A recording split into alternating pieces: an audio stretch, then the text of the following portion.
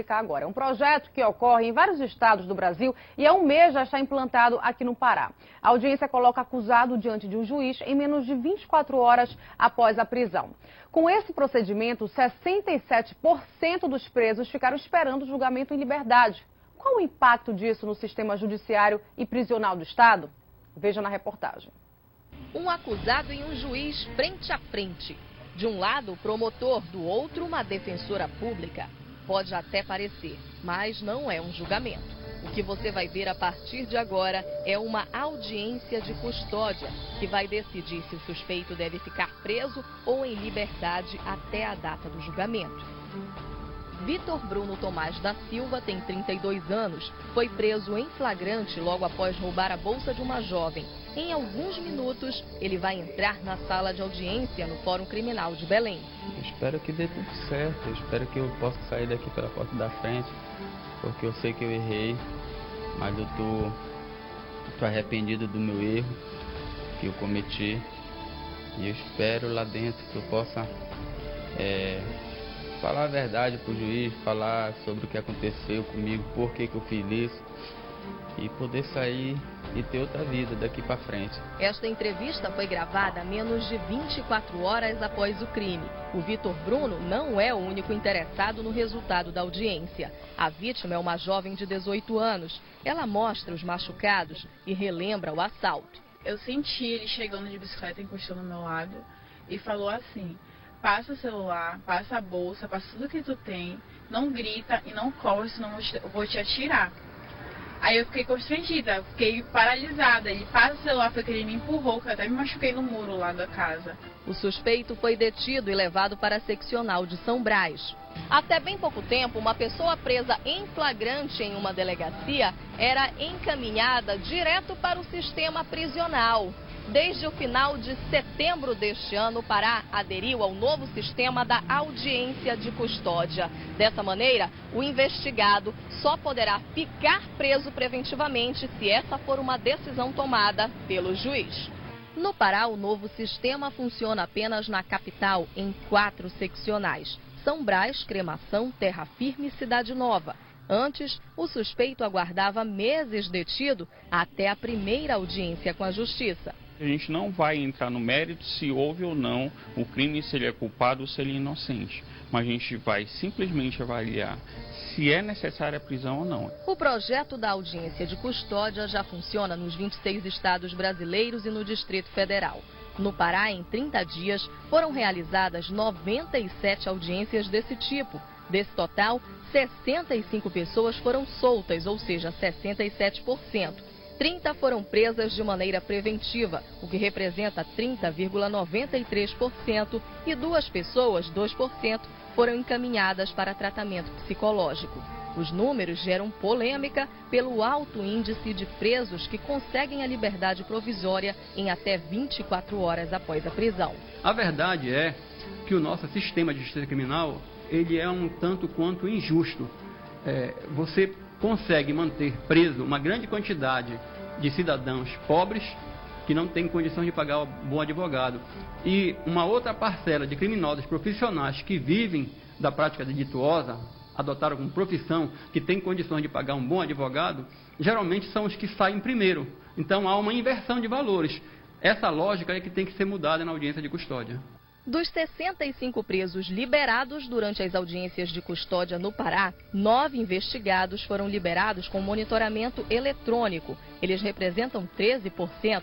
5 deles, 7,69%, tiveram que pagar a fiança. E 51 deles saíram sem pagar fiança, ou seja, 78,46%. No cenário nacional, o estado do Pará é o que mais opta pela liberdade dos presos durante as audiências de custódia, mais do que os estados do Rio de Janeiro, São Paulo e Minas Gerais. Se tem menos pessoas sendo presas, significa que o sistema prisional foi o primeiro a sentir os reflexos. Aquela pessoa que tem a decisão judicial pela manutenção da sua prisão, ela já vai para o sistema prisional com uma maior consciência da sua situação jurídica.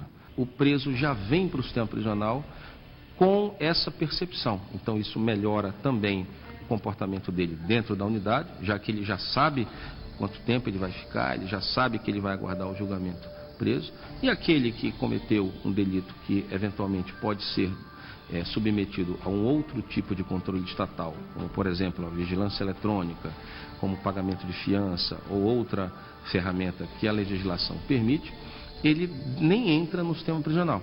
Mas o que será que vai acontecer com o Vitor Bruno? Minutos antes dele entrar na sala de audiência, uma mulher grávida acusada por tráfico de drogas já havia conquistado a liberdade provisória. Mas chegou a hora. O juiz Flávio Sanches Leão dá início à audiência de Vitor.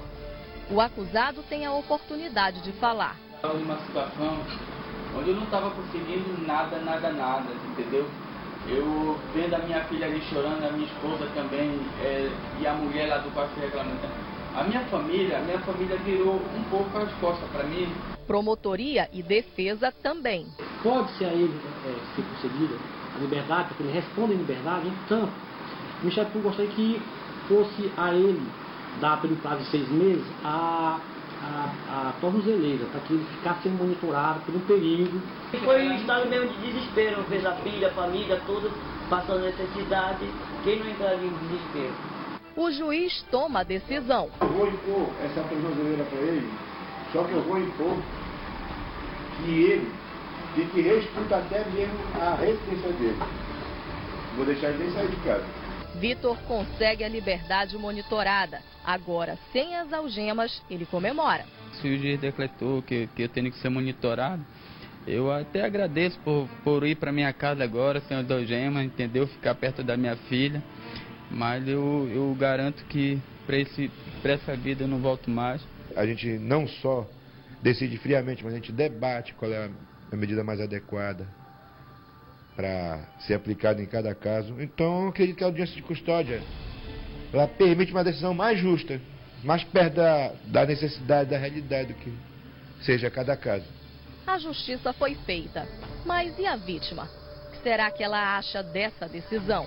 Então vou me sentir desprotegida, porque uma pessoa assim devia estar presa e pagar pelo crime que fez.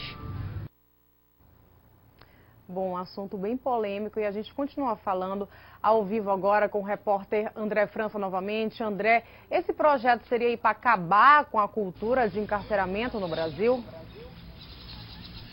Olha só, Isabela, como a gente viu na reportagem, né, explicada de maneira muito didática, né, tem esse primeiro objetivo aí de garantir que a justiça seja feita e fazer com que as prisões injustas não aconteçam, né? Só que como a gente viu, acompanhando no finalzinho da reportagem, né, tem o outro lado da moeda também, né? Tem o lado da vítima.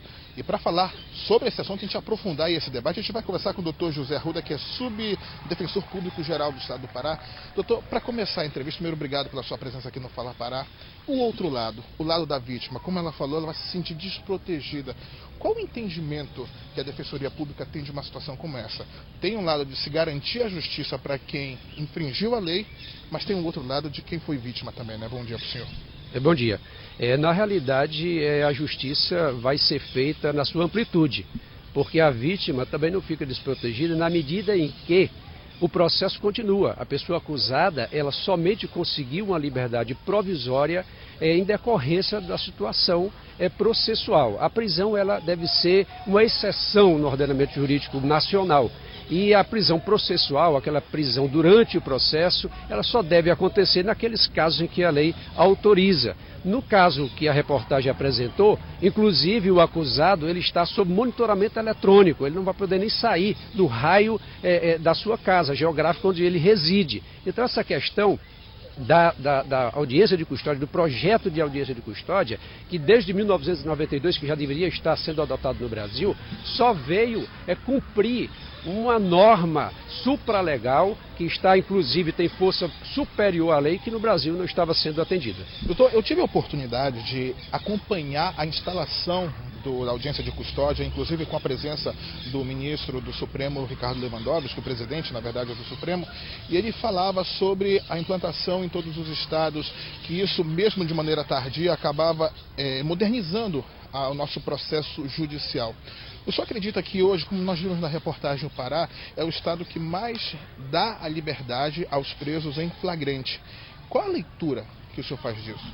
A leitura é que o Estado do Pará tem atendido os ditames constitucionais. O Estado do Pará tem procurado seguir a regra constitucional da exceção da prisão, sem descuidar, evidentemente, da segurança pública. Porque isso reflete também, porque se você tem uma pessoa que pode responder o processo em liberdade, que tem bons antecedentes, que se incidiu numa atividade criminosa pela primeira vez, você coloca no presídio, onde ele vai ter contato com alta criminalidade, isso vai refletir mais adiante na própria conduta dessa pessoa, que poderia ter respondido o processo de liberdade e ter conseguido outros caminhos para a vida. Doutor, obrigado pelas suas informações. Nós conversamos com o doutor José Arruda, que é subdefensor público geral do Estado do Pará, e nós voltamos aos estúdios do Fala Pará. André, obrigada pela participação, pelas informações. Obrigado também ao doutor José Arruda, subdefensor público, pela participação aqui no Fala Pará. Agora são 8 horas e 14 minutos e hoje tem capítulo especial e decisivo da